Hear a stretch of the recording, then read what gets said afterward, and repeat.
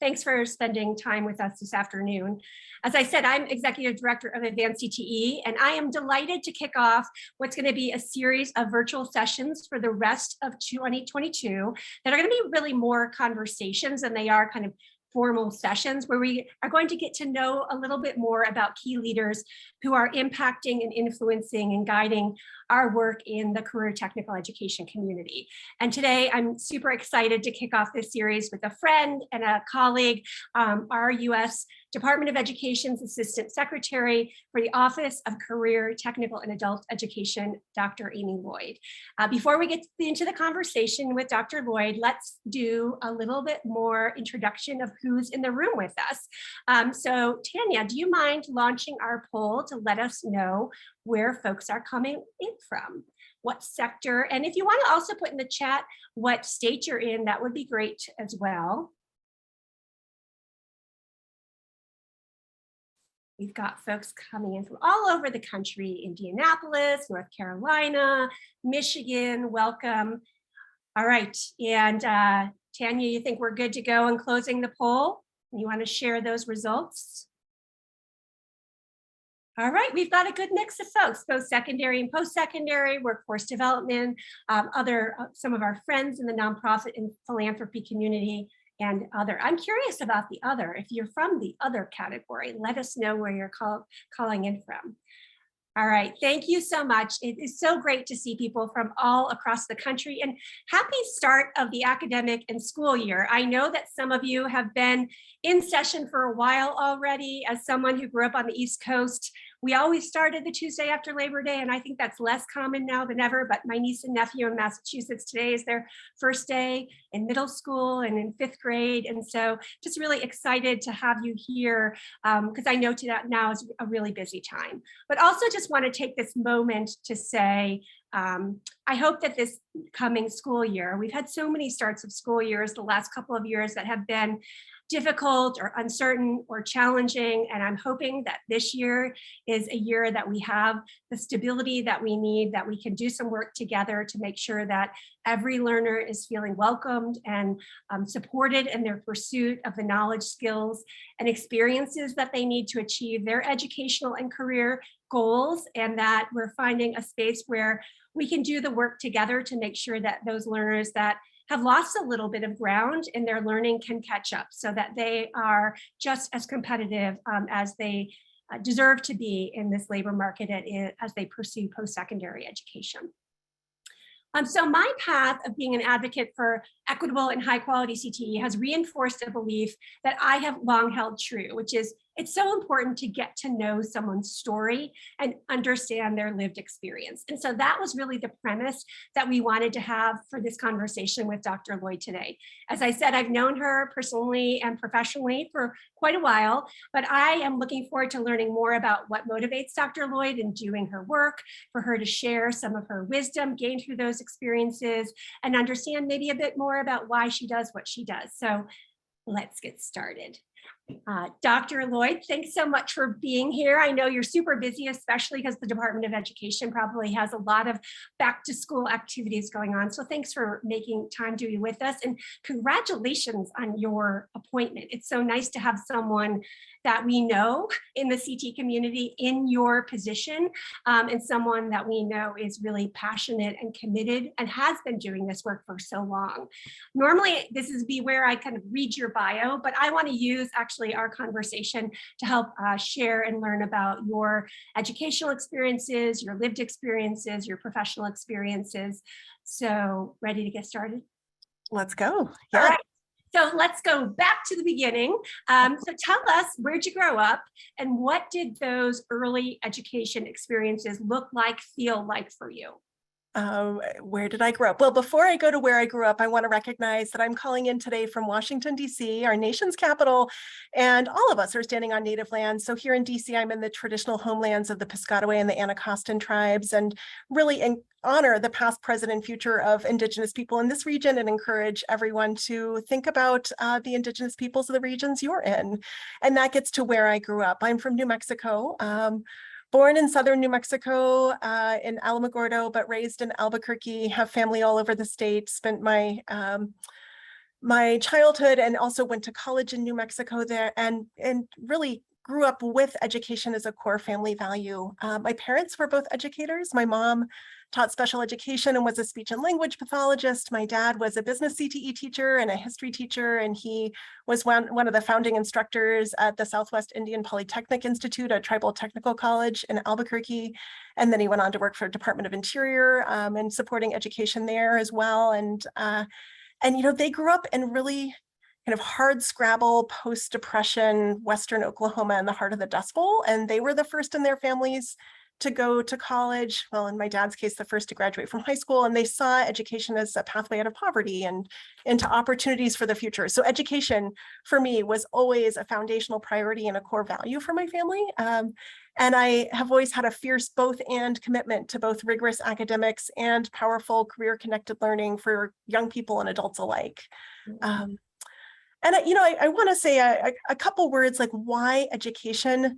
I know education serves so many different purposes for different people and different communities. And I have two core values that really guide, why education for me. And one is self-determination. And that's, I'm Zuni, my tribe is from Western New Mexico, but I'm adopted before the Indian Child Welfare Act, and my dad is Chickasaw, a tribe from Oklahoma. And so I was raised in Albuquerque in kind of an urban Indian environment, but self-determination is a precept that's really grounded in tribal sovereignty. And I also think about what self-determination means in people's lives and in our communities, and feel like education, especially our work in career and technical education, is all about giving people meaningful choices. Like all of our learners of all ages and all walks of life deserve information and opportunities to make those like powerful, well-informed decisions about their own futures. So I'm all in on self-determination.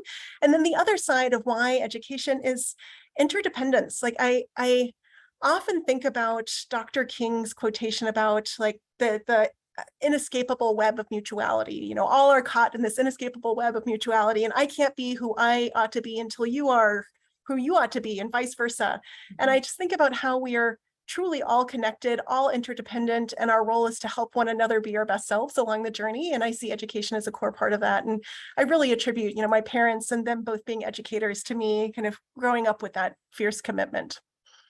Did you, because your parents were educators, did you feel like you had kind of a additional sense of responsibility, like you had to be the kid who didn't get in trouble in school, or the kid, like, did you have that, or was it just kind of a different set of like at home expectations about kind of how you took advantage of this great opportunity? So I would say I always took education very seriously. I didn't attend any of the schools that my parents taught in, so that probably helped. I wasn't the teacher's kid or the principal's kid, but they, taught it. My mom and dad both taught in Albuquerque public schools, and then my dad, of course, in the tribal college. And so always being aware of education was just part of who I was. I will say though, and I feel like this is a sad statement on the state of education, which was back in the 60s and early 70s in New Mexico and across our country. My parents always said, education is the most important thing for you to be able to succeed in life. You have to get a good education, and whatever you do, don't become a teacher, was their follow-up. And that was a really sad thing for me, because in the moment they were struggling with, speaking of Labor Day, with, making sure that their rights were being upheld and that they were able to, exercise the self-determination they needed in their jobs. And so in my own educational trajectory, it was at a time where my parents fought so hard for their post-secondary education that they knew, like they had this mental map, which is one of the things that I'm trying very hard to help dismantle in our nation's consciousness, that four-year college for all was the way to success, right? And so, they fought so hard to go to junior college and then finally kept pushing on in their educational trajectories. They wanted me to go straight to 4 years. And I went to a four-year college to study philosophy because I loved reading and I loved great ideas. And I ended up having to take time off in the middle because I needed to work. And I needed to find a sense of purpose. And I ended up going to both Northern New Mexico Community College, which is now Northern New Mexico College, a 4-year that still offers 2 years, but back then it was just a 2-year, and also to Santa Fe Community College. And I went to one to get a short-term industry credential. I got my EMT certificate so I could work and make a living and pay my rent and figure out what I wanted to do. And I went to the other to take CTE and gen ed courses because I was thinking about medicine as my possible next step. And so I, was pursuing my purpose and turning to our nation's community colleges, which I really see as the hub for so much of our work and for so many people seeking opportunity. And it helped me both financially, like get a certificate so I could go to work or get a credential, and then also like hit a reset on what I wanted to do with my life, and ended up thinking, okay, if not education, what about medicine? I ended up going into medicine policy, strangely, of all things, at the American Medical Association in Chicago, and then kept hearing this calling to go back to education. Like my heart was very much in education. And when I was living in Chicago, I loved doing policy, and that's what I learned about that experience. As I was working as an EMT in rodeos and racetracks and all sorts of hospital settings, I realized that medicine was something that I loved to do, but it wasn't bringing out the best in me. I didn't want to lean into a space where I got excited about other people experiencing horror and trauma. Like I wanted to help and give back to community, but I wanted to do so through education. So it was taking my side route through community college, exploring medicine as a possibility, that brought me back down to education as like my ultimate foundational grounding in who I am and what I want to do. Yeah, it just, to me, there, I see this thread of, somebody wrote in the chat, empathy, and it's like, yes, like you have at the core this kind of, you want to see people for who they are, help heal them and help them be successful, whether it was their physical body, their emotional body, their learning body, right? It's kind of, there's a connection there. I want to go back to being someone who grew up in a family that valued education. I know I'm a first generation college student, so I also was told, you must go to college, you must go to a four-year college, because if you don't, like, and also like the weight of like generations behind you is on this. And so in your case, you didn't stop at your certificate, your 2-year degree. You went on to pursue a doctorate in educational leadership. And so talk to us about kind of what inspired you to pursue that. And maybe I could even ask, like, do you think it was worth it? That's a good question. And I will, there you are. Okay. Right. My light went out on a timer and it went out and I'm like, so I had to turn it back on. So I, after exploring international medicine policy, I was able to return to the world of education, which is really my heart and my home, through moving to Alaska, of all places, because I had a teaching opportunity up there. And I decided to go up to Alaska, teach for a year, determine if that was my true trajectory, because it really was, what I felt called to do. And that was with a bachelor's degree under my belt. And while in Alaska, I intended to stay for a year. I stayed for a decade and ended up leaning into the education space with true purpose and excitement and enthusiasm. And Alaska gave me opportunities to grow and thrive that I don't think I would have been able to experience in other places, and was able to lead public-private partnerships in education and grow out a network of schools within schools in Alaska. And I found that in my education leadership, I was able to do really important work working with a tribal council that brought together workforce development and education for the Alaska Native and Native American community in Anchorage, in partnership with the school district. But I felt like I was like, my toolbox didn't have all the tools in it to do everything that I wanted to do. At that point, I got to do a lot of work in federal policy because I was working closely with the Alaska congressional delegation on issues of federal education and workforce. I had done a lot of work at the state because I was able to, work on a number of task forces and be part of, different committees that the governor appointed on education policy issues. But I felt like I needed a little bit more to be able to have greater impact. And so I wasn't necessarily looking for a doctoral degree, but I found through an email listserv notice of this 3-year practice-oriented doctorate that incorporates education, business, and public policy. And so I thought, well, if I ever were to design an advanced degree, this would be it, because I didn't want to study one thing deeply for many years, although I completely love and admire and appreciate our researchers who go deep into it, one question of inquiry. I wanted to study the interdisciplinary nature of education, the world of work, and how we help young people and adults alike, use education as a lever for transformation and self-determination and interdependence, all those things I care about. So I thought, okay, I'm going to throw my hat in the ring. Never in a million years did I think I would get in. I got in, I went. It was 2 years of coursework, and the third year was a capstone, was real world work-based learning, what we want for all of our students, right? And my capstone project was building out what continues to thrive through to this day, the Pathways to Prosperity Network. So while I was at the Harvard Graduate School of Education, I was working closely with dear friends and mentors, Bob Schwartz and Nancy Hoffman. Bob was working on, with Ron Ferguson and Bill Simons, the Pathways to Prosperity report that they issued in 2011, was that 2011? I got to be part of that, and then launch a network of states that wanted to better connect. Oh, we know that there are big disjunctures between K-12, between higher ed, between careers. How might we think about uniting these sectors and doing something different to better support young people to adulthood so that they have some traction in the labor market, meaningful post-secondary credentials? So that was my capstone project, and I didn't know if it would continue to grow and thrive. And I was thrilled to then, migrate that work to Jobs for the Future, JFF, my former organization, and work with over 20, I think I worked with 28 states during my time with JFF through the Pathways to Prosperity Network and thinking about connecting secondary, post-secondary, and careers. So yes, my doctorate was totally worth it because I got to really explore connections and have greater reach and impact than I ever imagined possible. And I think, working with Bob and Nancy, icons in our community, and the work that the Pathways to Prosperity Network, that report was really groundbreaking and legitimizing in many ways that multiple pathways and career pathway systems are not a lesser than, right? They are for all. And just, I know that we have used that report over and over again to be able to kind of build the justification and help to position, I think, the community where it is today, which has much greater, I think, resonance and support and visibility and opportunity to help more learners than it ever had. So thank you for your work in that space.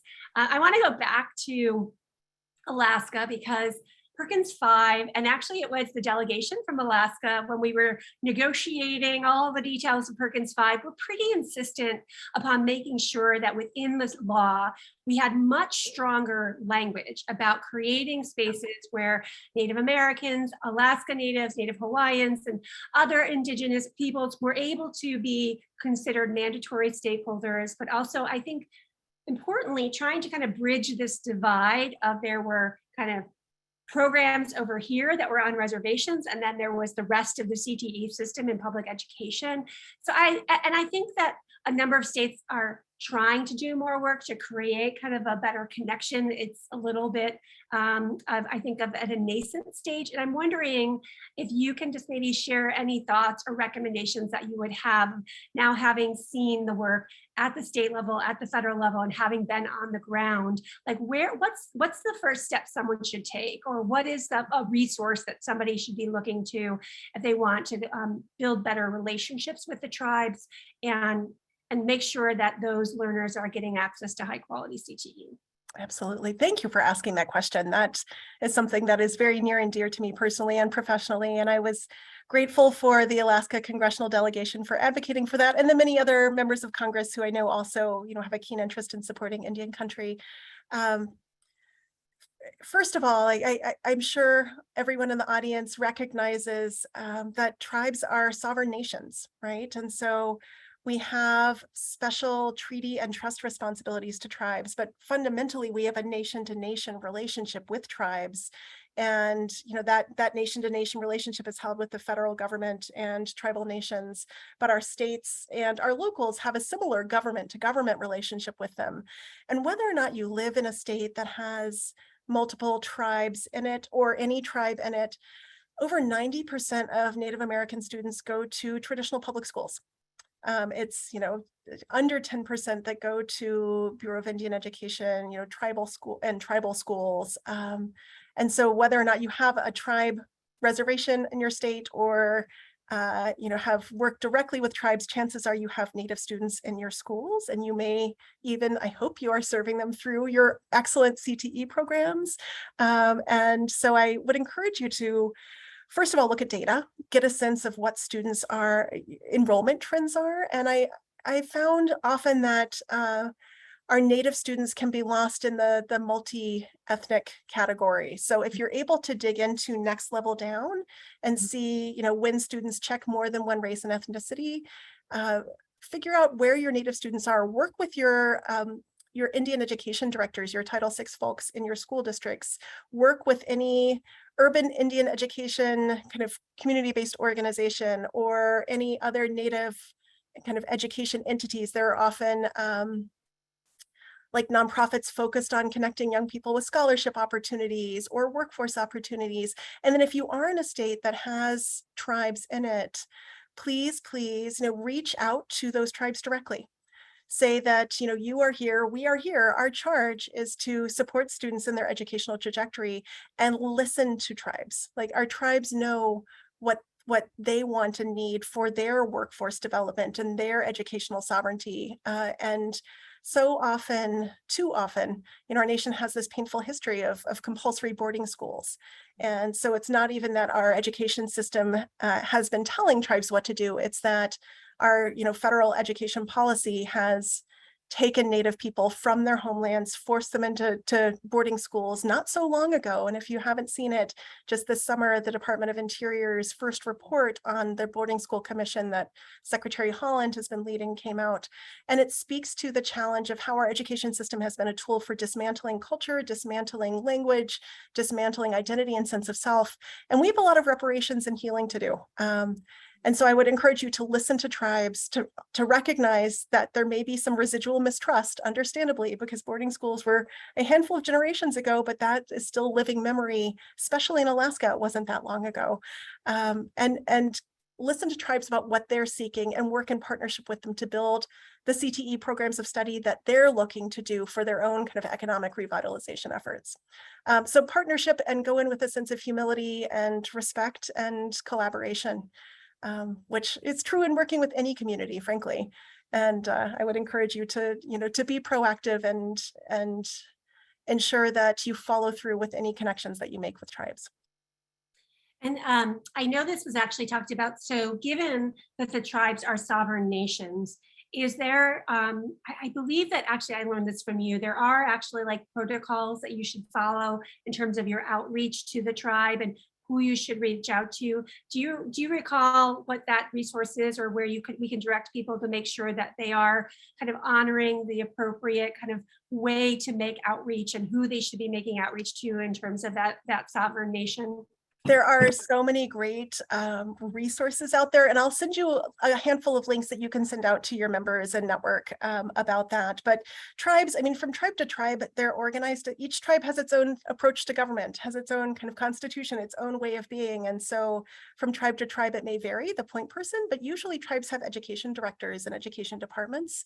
But you would want to reach out to the tribal chairperson as well and start there, but make sure that you then connect to the tribal education department. So I can send you some resources on that. And also the Department of Education here is home to the White House Council on, oh my goodness, on Native education. It's on like advancing educational equity, excellence, and economic advancement and strengthening tribal colleges and universities for Native Americans. It has a very long title, but part of the White House initiative on Native education's charge that's new in the executive order from President Biden is a strong focus on career pathways, on CTE, on connecting with education and workforce together. And so if you want a hand in partnership and reaching out to tribes and engaging them in developing your CTE programs, our White House initiative on Native education and my team in OCTAE would be happy to engage and support as well. So we can do this collaboratively together.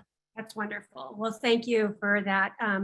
I just think that it's a space that our community shamefully hasn't spent a lot of time or effort, and oftentimes it's similar to correctional education. It's like, oh, we're just going to park some money over there, but actually not think about how do we make sure that they're really part of the broader system and that we're supporting all the learners, regardless of where they choose to participate. Absolutely. And that you're providing culturally responsive services that are really like tending to tribes' vision for what they want. Yeah. Exactly. So I want to go then to your time at JFF, and obviously Pathways to Prosperity, which you mentioned, was focused on states. And we are obviously an organization that sees great value in states leading systemic and transformative pathways work. So I'm wondering kind of now kind of where you're at, and since when you first started working on Pathways to Prosperity, is there something that you know now that you wished you knew then? Or if people, we have so many new individuals who are working in state government now, like, I'd love to like shorten that learning time for them and say like, what do you need to know to get going in terms of this work? Well, when we first launched the Pathways to Prosperity Network, we started with states in mind, because states are the ones that have the primary responsibility for education in our country. Like, they're the ones really holding the reins. And we knew that if we wanted to build systems of, scaled opportunity, engagement, and success for students, states needed to own it. And what we quickly learned in working with states is that, while we were putting out a call for states to join us in this journey, regions started knocking on our doors saying, hey, great that you're doing this for states, but we're about 10 miles ahead of our state in terms of how we're thinking about this, because we're the locals, we can be a little more nimble. We've got these bold ideas, our regional economic development folks and regional workforce folks are coming together around this. Can we get in this network as well? And so we very quickly opened the door to regions and recognized that regions at that point, we were thinking about labor sheds from a standpoint of how far would somebody drive to go to work, right? Like, it's not necessarily a school district boundary or a community college district boundary or even a county. It's really more of a like a commuting boundary that sometimes spanned multiple jurisdictions, often including multiple states. And so it's a little more complex and organic to think about things regionally. But I realized that the regional consideration was just as important as the state consideration when looking at how to build out successful systems.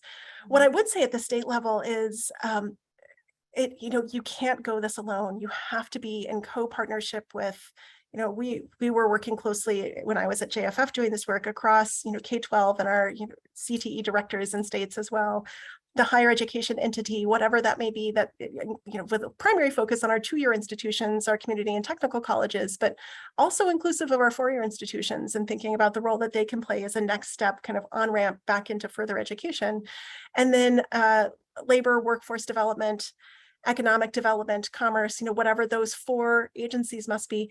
And we found that when the executive office was engaged, if you have the governor behind you in this, even if the governors change during, this initiative, if you build enough cross-agency collaboration and ensure it's a priority of the governors in partnership with the regional collaboration, it needs to be a both and. We saw strong programs take root and thrive and grow even through gubernatorial changes and multiple political cycles of people coming and going, because you had both the infrastructure, the governance, and the strong partnership that wasn't dependent on people, but really on shared responsibility and shared commitment to the work, paired with growing demand from locals who are actually doing the work. And needing to build a reorientation, which I'm finding at the federal level as well. Like, the Secretary Cardona has charged all of us at the Department of Education to be in service to the field and to be capacity builders and to be partners. And I think often when one thinks of the feds, like, we naturally have this compliance orientation, right? And that we're here with sticks and we here to like make sure you're doing what we said you should do. And yes, we all have to comply with our statutory obligations and regulations, but really we want to reimagine how we might work in partnership with the field. And states similarly, I think, mirror that often with locals. So how to ensure that we are creating a culture of collaboration between states and locals that really is focused on creativity and growth and opportunity and reimagination within, of course, all of our, boundaries and guidelines and guardrails, but doing so in a way that's more collaborative and not compliance oriented is another big piece that we really focused on states doing more with the field. Yeah, well, I have to say, from our standpoint as an organization that works very closely with OCTAE, we have often kind of been perhaps others have been a little jealous of our relationship with OCTAE, because we've often, for many, many years, felt like the relationship with the states and OCTAE is one of collaboration. And so you inherited that, but I know we'll continue to kind of honor that. And it's not like when your staff come to states, it's not like gotcha, but it's about problem solving and bringing assets to the table.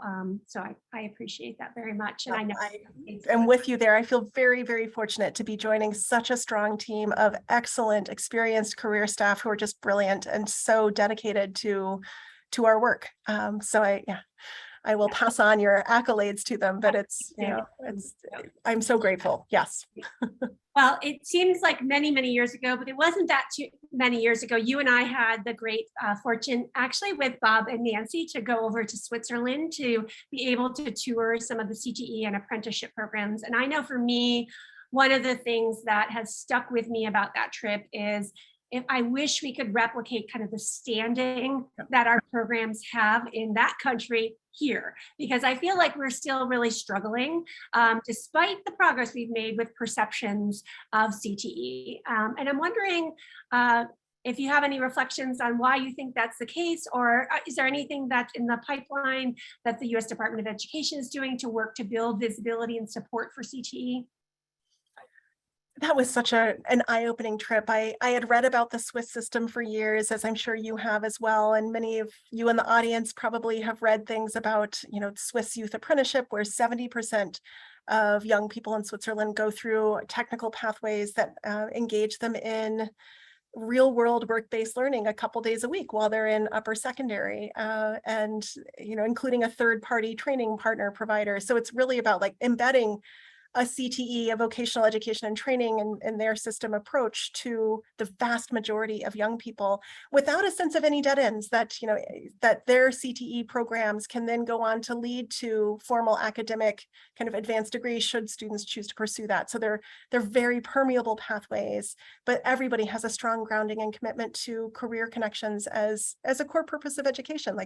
And we often say that here, no matter what educational trajectory you're going through, all of us are headed to careers. And so how can we ensure that especially our secondary system, even backing up into elementary a little bit, does a much better job of preparing our young people for making, again, that self-determination, those good choices about their futures.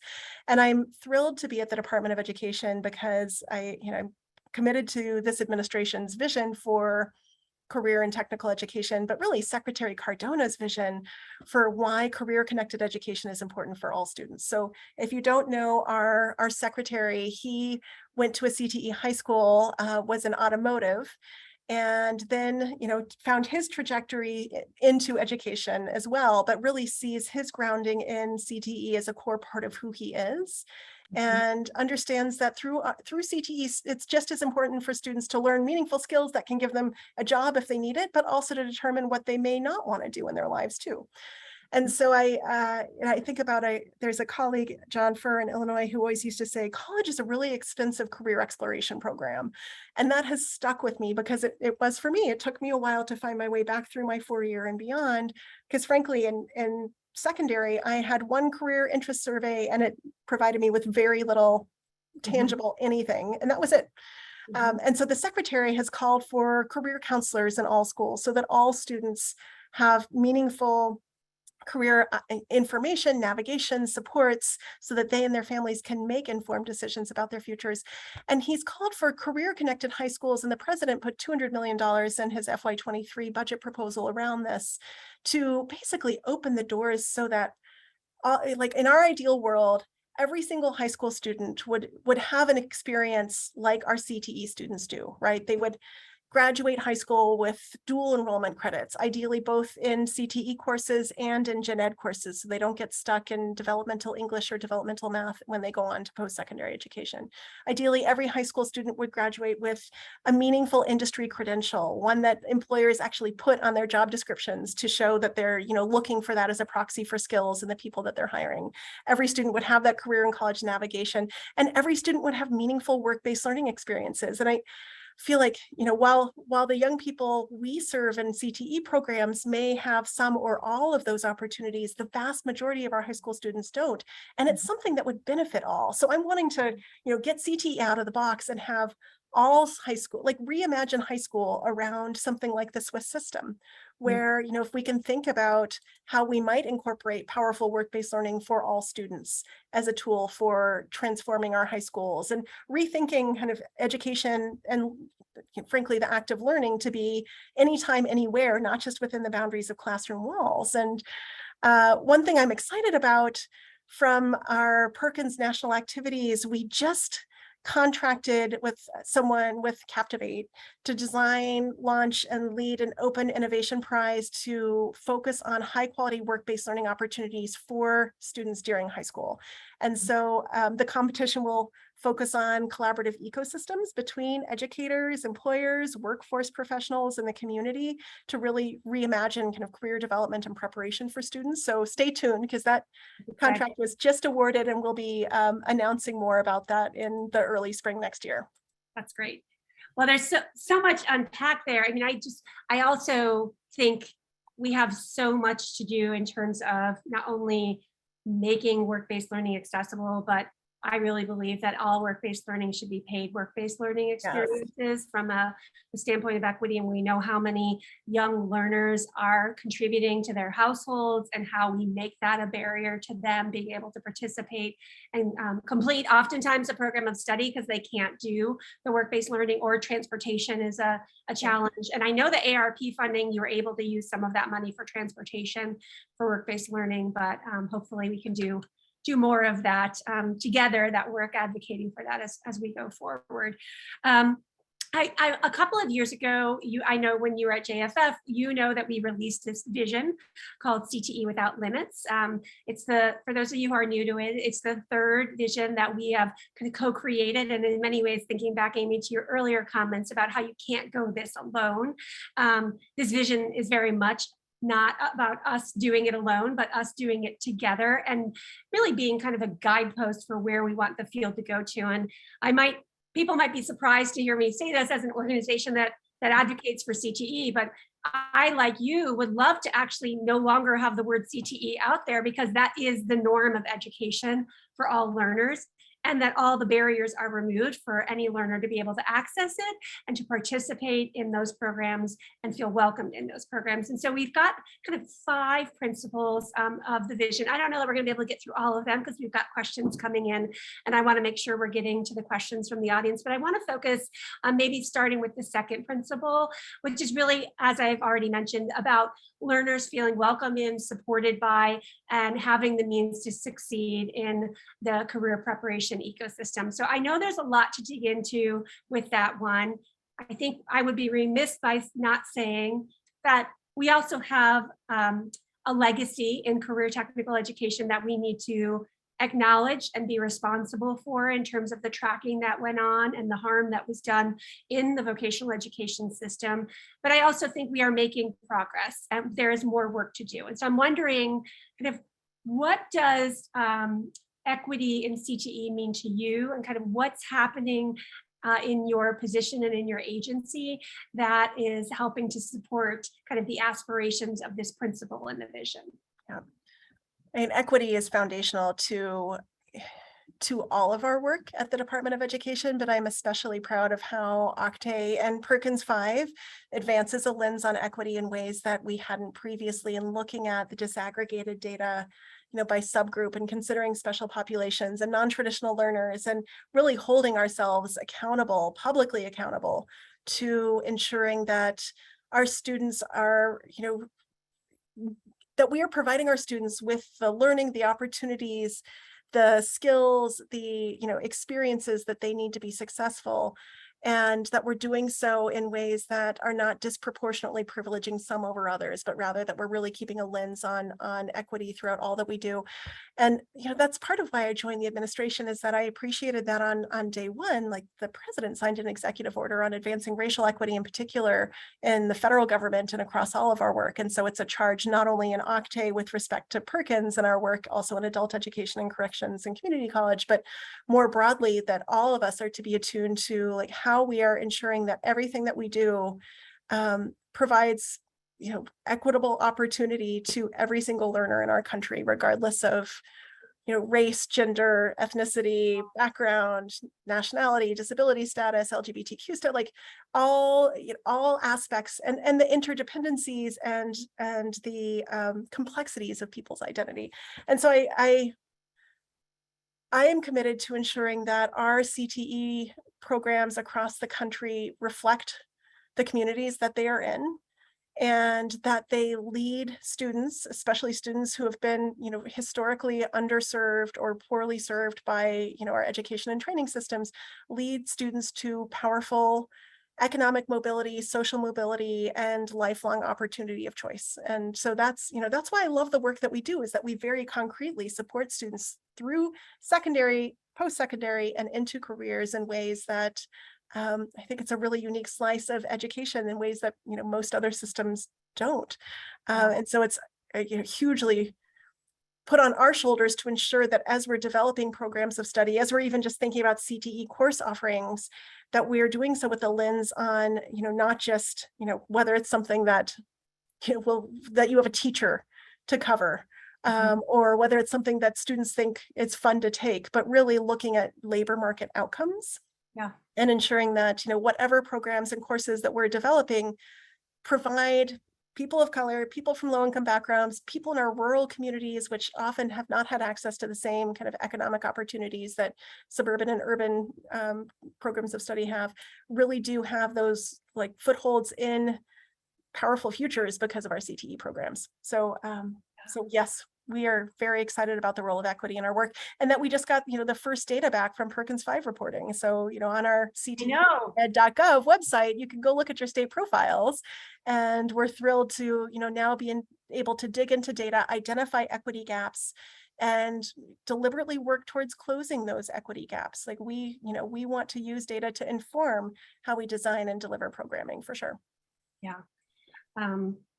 Again, so much unpacked there, but I was thinking about, it's not also just what we deliver kind of in the classroom, but we know, kind of going back to kind of early grades and occupational identity formation about what jobs are for me, right? And then the social capital of learners, which is I think that's my one maybe criticism of the Swiss system, is like their parents were helping to navigate. And I think there was some kind of classism in terms of your ability to get apprenticeships based on kind of your family status. And so I think that like the fact that these concepts, occupational identity, social capital, are coming into our language and lexicon, and I do think we're making some advancements in this space. Would you agree? I mean, it feels like, and our third principle is about helping each learner skillfully navigate their own career journey. And going back to your self-determination, to me, I see all these things kind of coming together.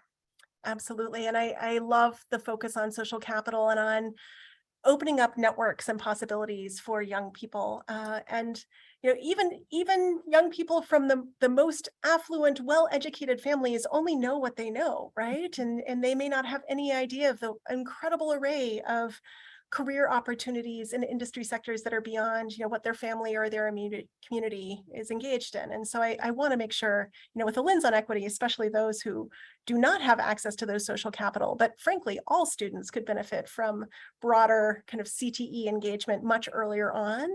And I appreciate your nod to, and in your ideal world, perhaps, we wouldn't even need the label CTE.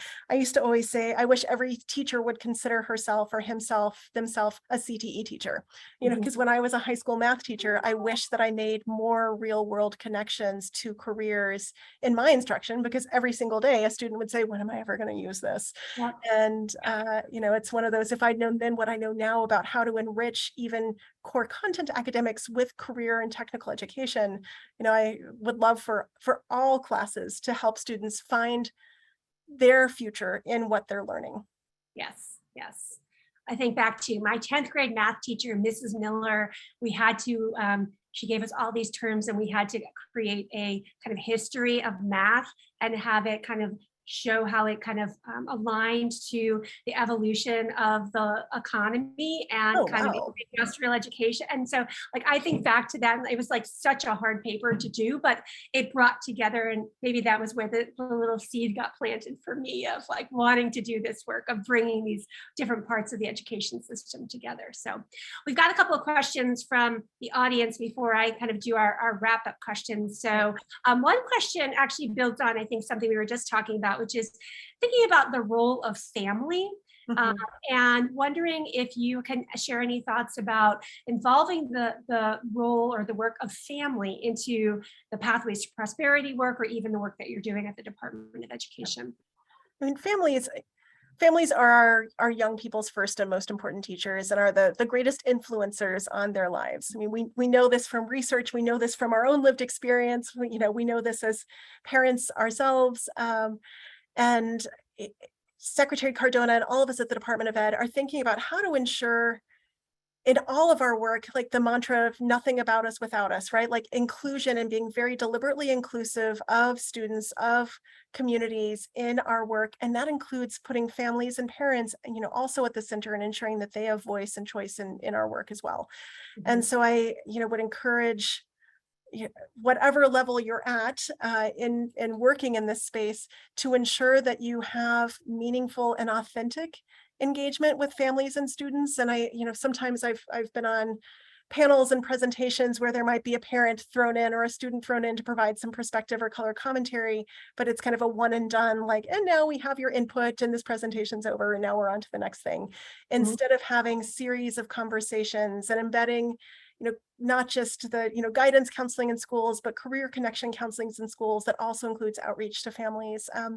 I've been excited to see, in some places like 2 Gen strategies where families are learning about career opportunities alongside their students, and, are finding their roads back into our 2-year post-secondary institutions to get maybe their next step credential or certificate and next step on their own educational pathway, inspired by the excellent CTE programming that their students are getting. So we can't build systems without putting people at the center of it, and our students and their families are the people we always have to hold at the center of all that we do. Yeah, and it's, to me, it's also just like simple things like recognize that people are working, and so them to work, do something for you, you should pay them, or not have the meeting. Logistics of it, right? I mean, just like there's such simple things that we can do to make sure that we're creating kind of an opportunity to be inclusive, and to allow more families to participate in things, not just during the business day. Consider the hours, think about childcare, transportation, like the whole kind of holistic basic needs of what it would take for maybe a mom who's balancing 2 different jobs and family to be able to engage with you and provide her input, which is going to be valuable for you to hear, but you need to do so in ways that work for her. Yeah. And I know Perkins 5 finally had like a call out and actually an obligation for states to be sharing information in multiple languages, which is very simple, but a barrier that we have put in place for many years. And so that is something that was specifically put in the law for folks to consider. And I know some states were actually doing that. All right, here, let's see, we've got, so thinking about kind of the notion of career counselors, and that we would want one in every school, we agree. Have you thought any about kind of the education requirements or places that we might kind of source more career counselors? Because I know some states have career navigators or career advisors, kind of anything as you're thinking about the world of work changing and knowing that we would need so many more of these people, what you would kind of hope for in terms of the requirements of the competencies of these future career counselors? I would welcome like everyone in the audience's thoughts on this, because this is an area that I think would be important for us to consider as we're building out pathways into, even imagining new credentials for what a career counselor might be. What should be, the knowledge, skills, and abilities? What should the competencies be? And how do we ensure that we're able to build a talent pipeline in a way that meets students' needs, and that, meets adults who might be interested in this and maybe wanting a lateral move into a new, an adjacent career as a career counselor, like how do we move them into that quickly as well? And I'm thinking about the challenges that our education sector is facing right now across the board. Like if I could wave a magic wand, we would have an abundance of highly qualified CTE teachers everywhere. And I was just talking this morning with the state that was struggling, like just to find, one CTE teacher for their district. And so I'm feeling the acute teacher shortage needs in high demand areas such as CTE and other fields, and our counseling staff and our counseling professionals and educators in the field we know are already overstretched and wearing multiple hats. And the idea of bringing another counselor in is often, I think schools may want to prioritize lessening the workload for counselors that may have 500 students to, down to 400 students if they can instead bring in another guidance counselor. So how to get schools and districts to prioritize the career aspect of this over the many other important needs that counselors play in students' lives. And so I, would encourage us to think collectively about how we might approach that, and would really look to states that are, considering new approaches here. So again, I would look to states to develop what they're seeing as their requirements for counseling, but I would love to ensure that we prioritize this as a need. And I don't have a preconceived notion of how best to do it. So I would love people's input into, what recommendations, or if there's any sort of policy play at the federal level that would be useful for us to provide some cover or guidance, even if it's non-regulatory guidance, what we could do to help advance that vision.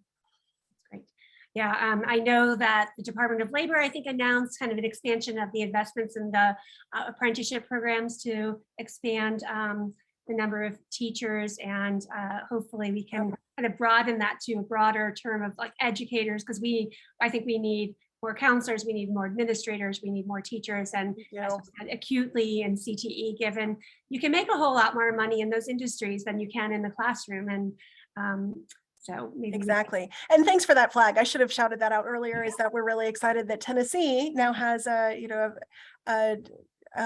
Department of Labor recognized apprenticeship for teachers now that we're looking to scale for the teaching profession writ large. I could see something similar happening for counselors. That would be wonderful. And we know that some states, like the New York State Office of Apprenticeship, has also had teacher apprenticeships for years. And if we can create earn and learn pathways, getting back to your point about paid work-based learning being a valuable tool for improving equity, like talk about apprenticeship and pre-apprenticeship as powerful tools for people to enter the profession. Like I would love to expand apprenticeship across the board in all of our work in CTE, but especially in building out our education pipeline.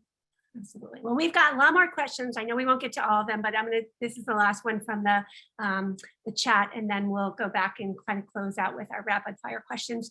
And I'm going to kind of frame this in my own way, but there's a question about we've got high quality programs out there. We've also got places that are essentially still kind of like hobby shops. And you and I know that it takes a lot of courage, it takes a lot of evidence and data to transform programs or shut programs down that aren't working well. But the responsibility of doing that is really that we're not helping the learners that are in those classrooms. And so do you have any thoughts, advice about the urgency about focusing on programs that are high demand, high quality, resulting in good wages, or any recommendations about program transformation that you could share?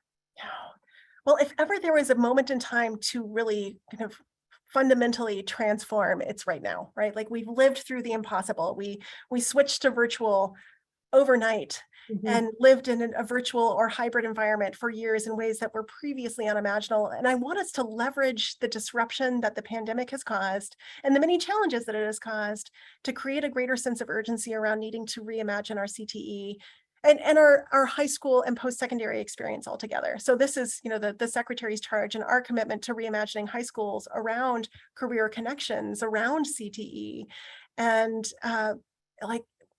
the whole premise of why we would do so is because we are promising young people a rewarding future. And if you're creating, I forget what you called it, hobby shops, just either the easy to offer short-term credentials or, the programs of study that really do not have strong labor market outcomes or even any demand, then you're not setting your young people up for success. And so please, like in the wake of the pandemic, labor market data is often lagging. So if you're using Bureau of Labor Statistics data, I don't know if it's caught up with us yet, but like we are in a different moment in time than we were 3 years ago. Our labor market is evolving very quickly. Technology, the pace of technology changes continues to pick up, and the world of work is changing. So now when we think about real world work-based learning, it's no longer how far would you drive for a job. So much of the world of work is remote or virtual hybrid environments now for many occupations these days anyway. And so how do we reimagine our CTE programs to really prepare our students for success in this world? And if we're providing them with credentials or outcomes that ultimately do not leave them any better off than, had they not participated in those programs, then we are doing them a huge disservice. Like our responsibility is to ensuring that every single student has meaningful choices for a rewarding future, and that their demography is not their destiny. It's, it's not constrained by their zip code or, where they're from, what they look like, who they're related to. It's all about them having endless potential that they should be able to fulfill through our programs. So I really want to have us hold ourselves and one another accountable to ensuring that every single course that we offer, every single program of study really does lead to unlocking opportunities for young people. We 1000% agree with you. All right, in the last few minutes, I was a big fan of James Lipton inside the Actors Guild, and he always closed his sessions with a series of kind of rapid fire questions. I'm not going to ask you your favorite swear word, but I do have a couple of my own final questions. A couple of them you've already answered. So I'm wondering what you feel is the most pressing issue facing CTE today and why. So I've been thinking a lot about data and about equity gaps. And I've also been thinking a lot about the changing needs of the labor market and how, maybe our state plans today are not what's needed for our workforce tomorrow in CTE. So how to ensure that we are developing and scaling high quality CTE programs that really do respond to, today's demands and the future, and set our young people up for success equitably. So digging into that data, looking at the equity gaps, and really reimagining how we design and deliver to put students and their needs at the center, and their future also at the center of our work. Great. Tell me, who inspires you and why? Lots of people inspire me, yourself included, Kim. I love working with you in advanced CTE and am inspired by the work that all of our educators and students are doing every day. But what comes to mind is there's the former poet laureate, who is the poet laureate 3 times in our country, is a woman named Joy Harjo. She's Muskogee Creek from Oklahoma, and she used her leadership as poet laureate to develop a poetry program for aspiring young poets to join her. Like, she created a bigger table and set the stage for more people to share in visibility and success. And she had her going away party as a poet laureate. She invited the entire community to a big dance party on the steps of the Library of Congress. And so I loved her leadership in that she used poetry as a device for shining a light on a lot of challenges in the world. Her poetry is very real and visceral, and she brought community with her and celebrated with community her success. So the success of one is the success of all was her approach. I will have to go find her work because I'm not familiar with her. Thank you. Okay, last question. So fast forward, we're at the end of your appointment. I'm wondering, what do you hope you have accomplished in the time that you've had in this role? So, if I could, again, wave my magic wand, I would see high schools across the country being transformed around what we seek to do in our CTE, our high quality CTE programs. So I would see all of our states pivoting towards ensuring that every single student has the career supports that she or he needs for success, that they have a plan when they leave high school on post-secondary trajectories and on career trajectories, that they have those work-based learning experiences, those in-demand, industry-sought credentials, not just industry recognized, because there are a million of those, we know that, and that they have dual credit that give them the acceleration and momentum that they need to pursue and persist and attain a post-secondary credential. So high school would be reimagined. If we do our work well, and how career connections in CTE are at the heart of every single student's learning experience. And also, that we are uplifting equity as a core value of what we are all committed to doing and who we are as a nation, that we will be as strong as our students and their futures. And so that we really tend to equity deliberately, and that we're able to have hard conversations about what's working and what's not working, and how our students are faring in the labor market after they leave us. And that we're really using equity to guide improvement in a deliberate way into the future. Well, we are with you in this aspirational goal, and we'll work alongside of you and hoping to achieve it in the next couple of years. And I appreciate your time. I hope now those who have been here understand the passion and the commitment that you bring to this work. And really, I think this position is just kind of this culmination of kind of the path that you've taken, and it's the right job at the right time for the right person. And we're just so grateful and thankful for you to be where you're at. Well, it's an honor. Thank you again for inviting me to join you in the fireside chat. And again, we are a service organization at the Department of Education. And if you want to learn more about anything that OCTAE is doing or want to connect, I encourage you to reach out. We're all firstname.lastname@ed.gov. Our Pathways initiative that we will be, expanding and launching later this fall, that the Secretary is excited about, is Pathways to Success at ed.gov. If you want to reach out to us via that, but we really appreciate your leadership and everyone's leadership in career and technical education. Like, I firmly believe that this is the key to transforming education for the future. And, you are at the heart of making it work. Your work is so important to our young people and to, our economy. And I just appreciate all that everyone here does. Great. And I also appreciate all of you being here. We're hoping to see many of you in person at our Advanced CTE fall meeting in October. We're going to have another one of these chats with two people I think you know, Amy, our friend Maria Flynn, who's the head of JFF, and Ann Clunan, who's the head of the National Skills Coalition. They're going to join me for kind of a debrief after the election to see kind of what we might have in store for the next coming year for the work that we're collectively doing. That is November 17th at 3 o'clock. They just dropped in the chat, or they will, a link to a brief evaluation that we would love to get your feedback. And if you have ideas of other speakers that you'd like us to have a similar chat with, please let us know. Thanks so much for joining us, Amy. It's great to be with you. Thanks everybody for spending time with us today. We appreciate all of the work that everyone does. Have a great day, everybody.